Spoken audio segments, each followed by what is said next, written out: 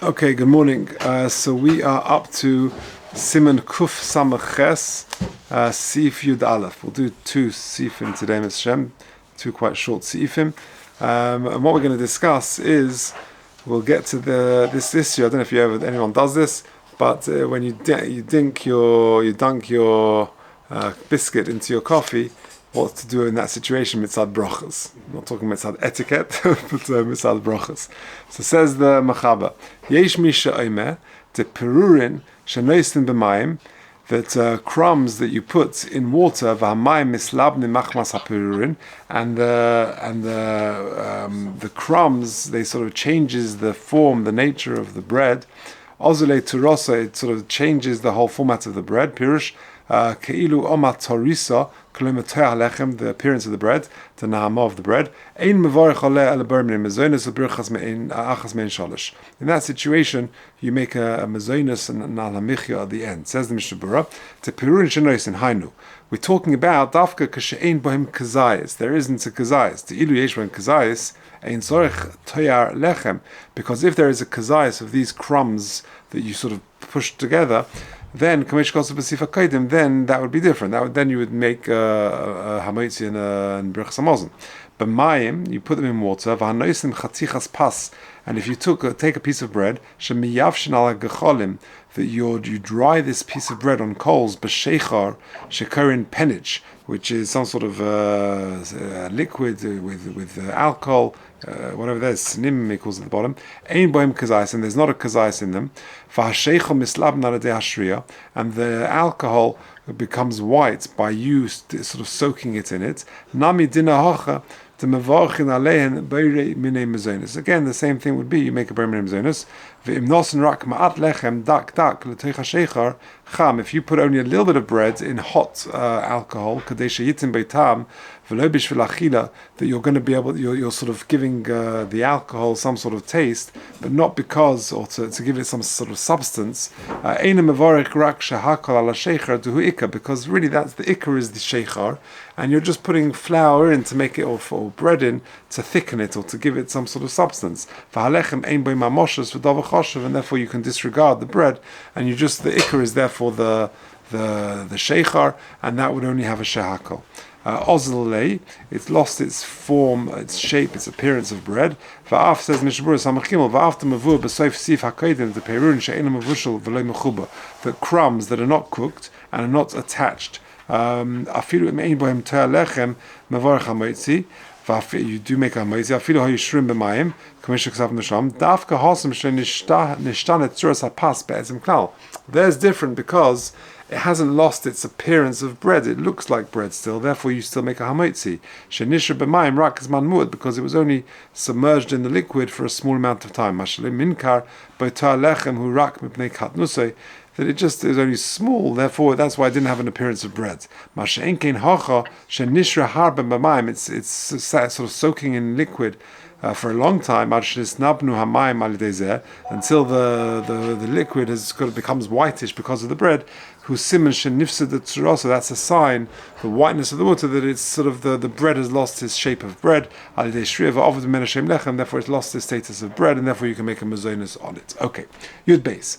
Yesh mi she'omer shepas hashori beyayin, that bread that has been soaked in wine, ein mevarich ela ber minei mezonos or bracha me'achas mein shalosh. You make a mezonos and alamechia. V'nir she'ein dvar v'amurim. This is only true el beperurin, with crumbs over prusas she'ein b'chol achas kazayis, when each one does not have a kazayis, like we said previously. Okay, base samach dalet beyayin odoim, with red wine, dafka odom. Now, this, when do we say that if you soak the bread in the wine, that it has a status now of mezonos? That's dafka if it's red wine. Mishum dekiven shenis adem hapas al dehayayin ovad mimena to'alechem, because the bread has become like red, and it's lost its status of bread. It doesn't look like bread anymore. But if you dunk it in white wine, you need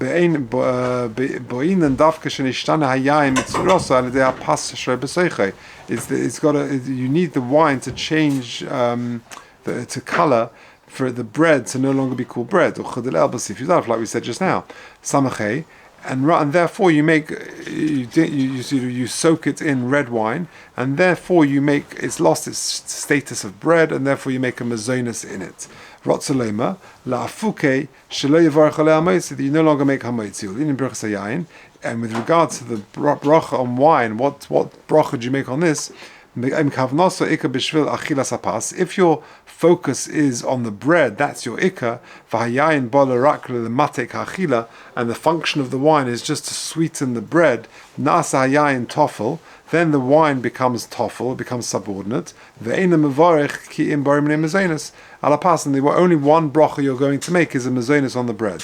And so too, if you soak mazonos in wine, or beyayin saraf, or in alcohol, the same halach would apply. You soak little pieces of bread or whatever in white wine,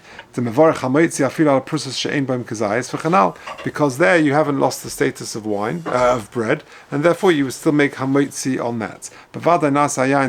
And there, for sure, the wine is considered totally toffel, subordinate to the pas. But if you also want to have both, you want to drink the wine in addition to eating the bread, to have it together, the correct thing to do is to make a ber pragofen on the wine first, on its own, and then you make a separate brach on the soaked bread. But if your kavana is only to drink the wine, and the purpose of the bread is to just sweeten the drink, the bread has got sugar in it, and therefore it's to sweeten the alcohol, and then you make a bragofen. And therefore it comes out. Coffee. People have the minhag, says the Mishnah Berurah, that they would dip their biscuit or whatever into a cup of coffee. And you really want both. You want the liquid and the mazonos.